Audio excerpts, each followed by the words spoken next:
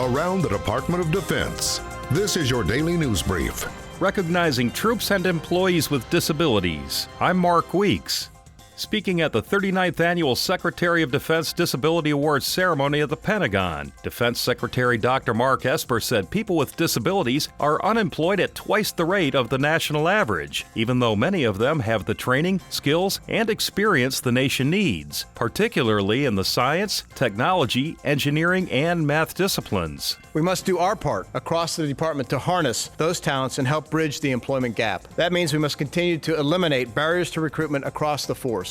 We must give everyone the opportunity to succeed and support them as they advance in their careers. Secretary Esper said the department must continue to recognize each worker's unique contributions and the leadership they provide, so the armed forces can retain the nation's technological edge and military superiority. It's fitting that this year's theme for National Disability Employment Awareness Month is the right talent right now. That's because our men and women, many of you, wounded warriors and civilians alike, all bring to the job the skills that are critical to accomplishing our mission, exactly when they are needed the most, which is right now. The Secretary mentioned the 23 military personnel being honored at the ceremony for their achievements, saying they all embody the spirit of service that defines the workforce. Each of our honorees today are inspiring models of selfless service for all of us.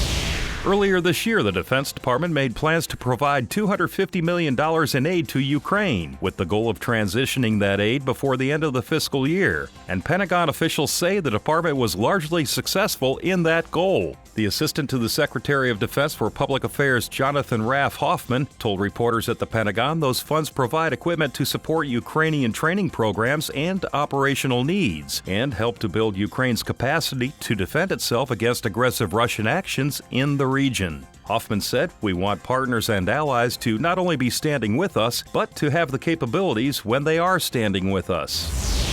Live fire from ships and aircraft participating in Exercise Pacific Griffin 2019 sank the decommissioned former USS Ford this week in waters approximately 170 nautical miles off the coast of Guam. Units from the U.S. and Singapore Navy participated in the sinking exercise, which provided them the opportunity to gain proficiency in tactics, targeting, and live firing against a surface target at sea. The exercise featured live firing of surface-to-surface missiles by both navies, as well as missiles launched from maritime patrol aircraft, bombs released from B-52 bombers, and surface-to-surface Harpoon missiles launched from Singapore Navy multi-role stealth frigates. That's your DoD News Brief. I'm Mark Weeks. You can find more stories about your military at defense.gov and by using hashtag KnowYourMil.